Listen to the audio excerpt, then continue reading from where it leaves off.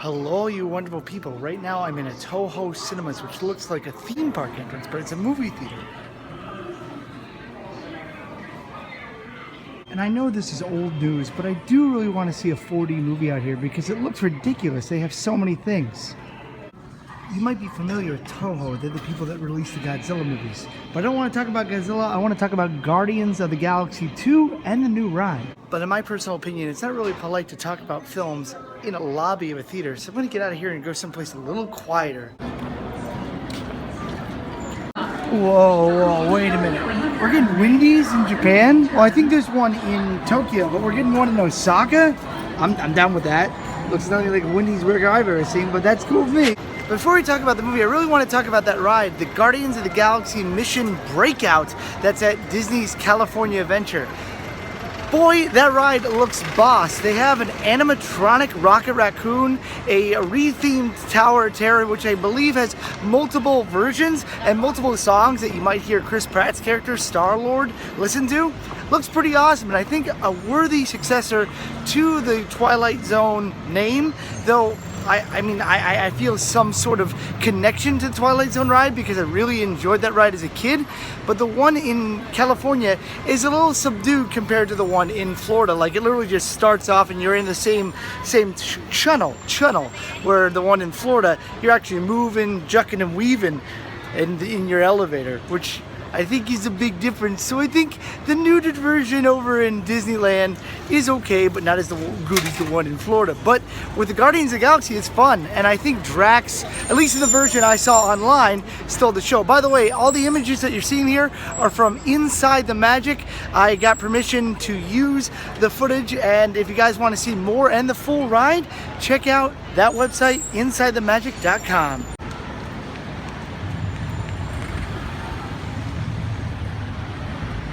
And now to talk about Guardians of the Galaxy 2.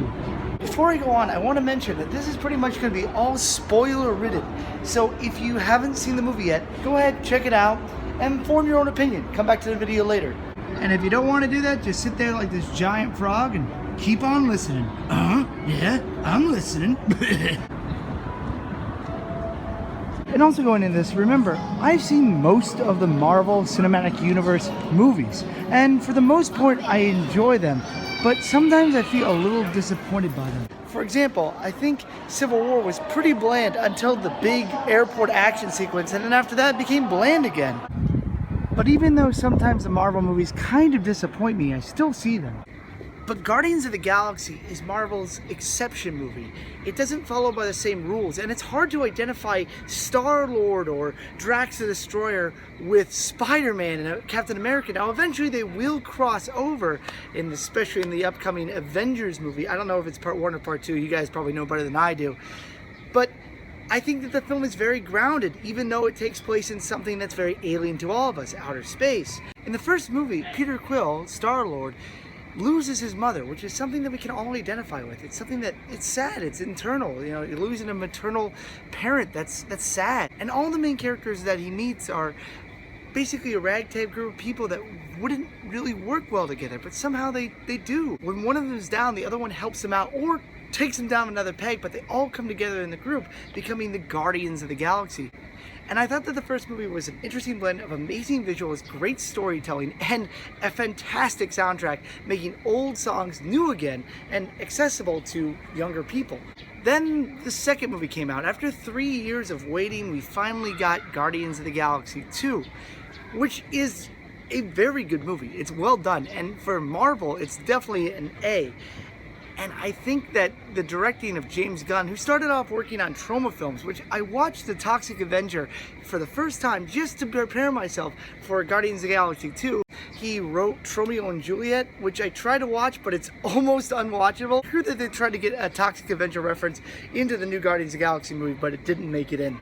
By the way, I don't recommend Romeo and Juliet unless you have a certain penchant for trash films. He also did Slither, which was the remake of Night of the Creeps with Tom Atkins. If you guys have ever seen a Tom Atkins movie like Halloween 3, you know that what acting is. Turn off channel 3, turn off channel 3, still on channel 3. But the second movie takes what was learned in the first movie and almost throws it away. In the first movie, you go to a bunch of different planets, you see different things, and in the second film, you're mostly regarded to one planet. Now, this planet is very, very important. Once again, spoilers from here on out. That planet is Ego, the living planet, which in the comics, it's not Ego who is Peter Quill's father. It's Jason of something, something, something. Comic nerds, help me out here. Who is brilliantly played by Kurt Russell. And I think he steals the movie.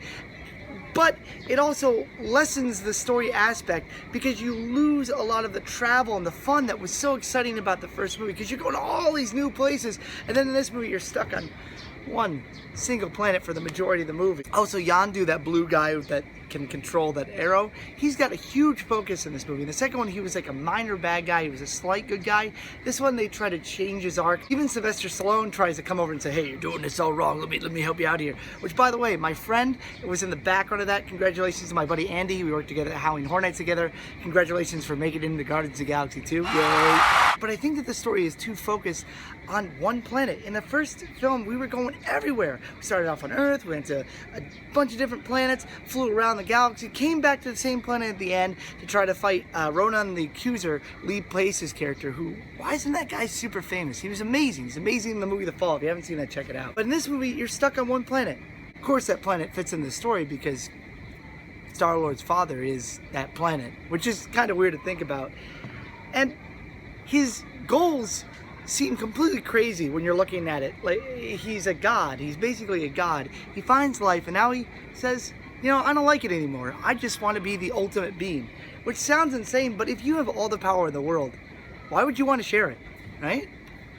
Now that sounds like absolutely batto insane, but I can understand how that character feels. Like, I'm God. I can do whatever I want, so I'm going to destroy everybody. Even though he found love in different places, but inside he knew it had to be him. And from a story element, I thought this movie was fine. I love the beginning with Groot dancing and everyone fighting and getting thrown apart as Groot was dancing to Electric Light Orchestra. I thought that was a ton of fun. The golden bad guys, well, they weren't that interesting. But the movie really fell apart when all of a sudden that character Mantis on that planet is like, I have something to tell you, but I can't tell you. It was so like phoned in. And then the Gamora's sister shows up and she starts fighting and they're like, you know, let's be friends, let's work it out. And then all of a sudden it becomes a friendly, fun movie and they have to destroy Ego. And it becomes like this crazy, floaty, everything's got to explode movie. And it felt like one of those Chinese movies you watch where everyone's flying around and just doing things because there needs to be an ending. There needs to be a destructive ending. And I didn't enjoy that. I didn't think that was fun. I don't like by-the-numbers movies. And I don't think that this movie was a by-the-number film. But I thought it was missing that charm. In the first movie, you had Star-Lord, and Star-Lord was a deplorable person. And at the end of the movie, he felt like a real, lovable character. Though he has his faults, he's really lovable. But what we lost from Star-Lord, we gained with Drax. Drax steals this movie. Every scene that he's in, you're going to laugh. The most consistent thing between the second and the first movie is the theme.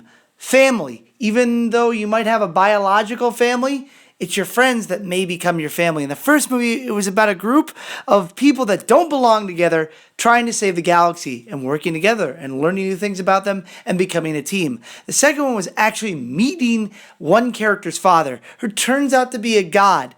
And even though he was raised by Yondu, it turns out that his adopted family was stronger than his real family. I think this movie is good. I wouldn't say it's as good as the first film, but upon reflection, I enjoy this movie much, much more. In fact, I want to see it again. That's how much I enjoyed it. I thought that it was crap after I saw it. I was like, oh, that was a garbage movie. Why did I spend money to see that?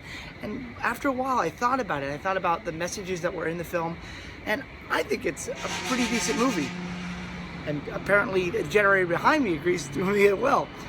But what do you guys think? Did you guys like Guardians of the Galaxy 2? Was it a worthwhile film? Did you like it? I don't know. Leave a comment down below. Let me hear your thoughts. Did you think it was a good movie or did you think it was a waste of time? So thank you guys very much for watching. Also, thank you very much to Inside the Magic for letting me use some of their clips. And if you notice that some of the clips in this video look like they're from a game or something, that's Telltale's The Guardians of the Galaxy. If you want to get more of that Guardians of the Galaxy punch, I definitely recommend playing that. It's like playing an interactive movie that you have a little control over. And as I always say, you can do it, I can do it, we can all do it. You guys stay groovy and have a wonderful day. Peace. Also, is this the monster that was in the first part of the second movie? I think so.